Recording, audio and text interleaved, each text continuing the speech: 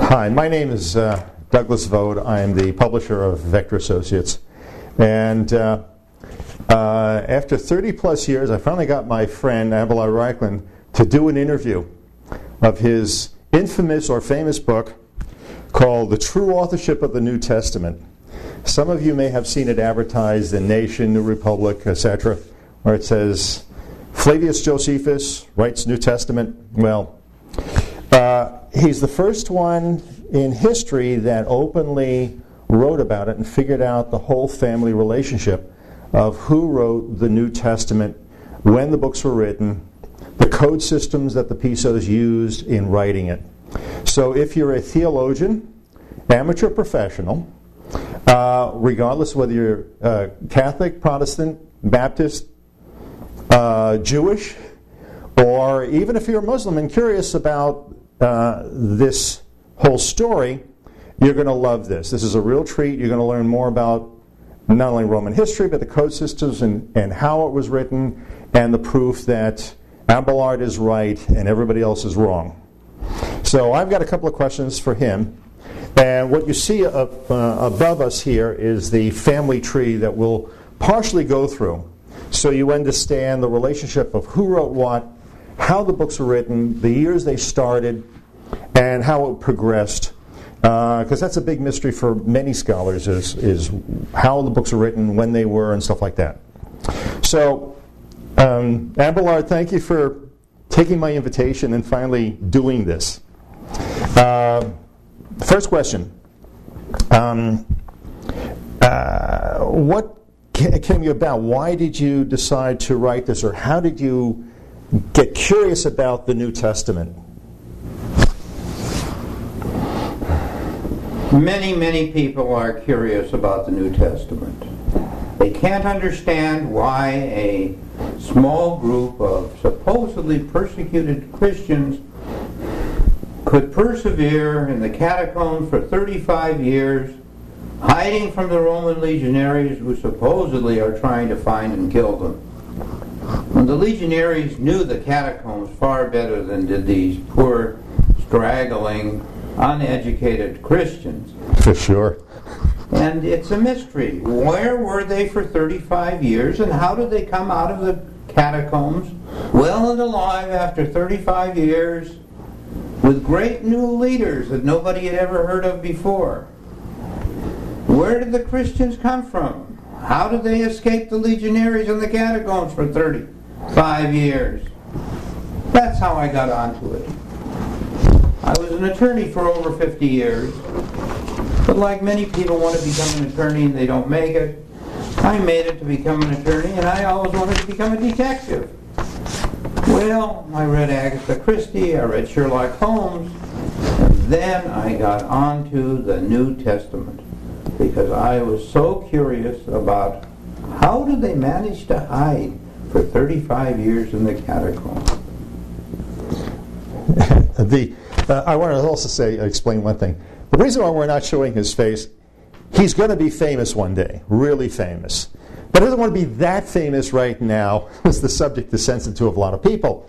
And it affects two of the world's great religions.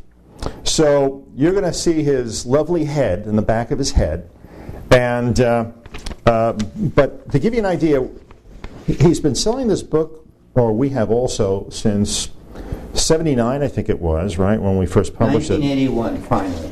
Well, that's when you finally decided to bring it public, right. Instead of just trying to get the rabbis to accept it. Because my Jewish friends were just Too stubborn. Too stubborn and too afraid to get involved with Christianity because they had had so many problems of being persecuted, hated, treated with contempt, and finally murdered in mass in Catholic Europe and in Russia and in Poland, and they didn't want any part of this. No question. But over the years, if you search on the internet, if you search for just Arius Calpurnius Piso, the star of this story, you'll find 335 web pages that have the name listed. For Abelard Reichland, which is him, 3080 mention him, which means they're talking about the true authorship. And when you search for true authorship of the New Testament, with quotes around it, of course, We got 967. That's how many web pages or news groups have people talking about the book. Some have estimated that as many as 1 million people worldwide know about the Pisos, and it's all because of him and releasing this information to the world. So, let me see. My first question, I think, for you is, the family tree. Let's get to the first thing. Who was the first one who came up with the idea of a Jesus Savior? The one who came up with the idea of a Savior for the Judeans, as the Jews were then called, was T. Flavius Sabinus, who was the head of the Flavian family who lived in Etrusca, which was Etruria, which was northwest of the city of Rome. And their leader was T. Flavius Sabinus. Sabinus was because it was near the Sabine River. Flavius was because it was gold, and they liked that for their name. T. Flavius Sabinus. He wrote, not much, but he wrote a small compendium of Roman history under the name, his literary name of Velleius Paterculus. And he was the one who came up with the idea and gave it to his son, who happened to be married to Arachina Senior, or Arius Senior, who turns out to be the link between the two families. Yeah, we have two families here. We have, the father was Velleius Paterculus. He's the one who gave the idea to his son, Velleius, the son, Sabinus. The other son became Vespasian, the emperor, and died in 96. No, in 81. Died in 81? His son, Domitian, his son and last successor, died in 96. Oh, got it. Okay. So, when did he take power? He took power in 79. So he was there for 2 years. So he was only there for 2 years. Maybe, but his son Titus ruled with him, and Titus lived until the year 69. He took over, not 79. He took over in 69. Oh, 69, okay. And Titus ruled till 79, when supposedly he ate some poisoned boiled fish, perhaps supplied intentionally or unintentionally by his brother Domitian. And Domitian took over and ruled until 96. That was the end of the Flavian dynasty. So the important part here is also his wife was Aria Senior, and their daughter, Aria Junior, winds up marrying of the great one. Well, the father of Arius, Gaius C. Calpurnius Piso, also known as Rheapetus. His wife is Aria Junior, and there's an interesting story about that we'll get to later with the emperor. Okay, we'll stop at this point, and we'll go on to this after these other questions. Who did the story pass through that eventually ended up as the current version of the book Mark? The book Mark is evidently the first one, and evidently the most difficult to figure out. It is, because it had so many different authors adding things to it. So we have him giving the idea to his son, who writes the earliest version, but it doesn't have a lot of the names in it yet. No. It's basically just a sketch. Then his son-in-law, Gaius C. Piso, takes over and finishes Marcus. Now, the reason why it's Marcus is why? From Sabinus's name. Furius was a noble name in Roman history of a great conqueror, and he was one of those who used the name Furius. It meant ferocious, and it also meant, from the German, it supposedly meant original.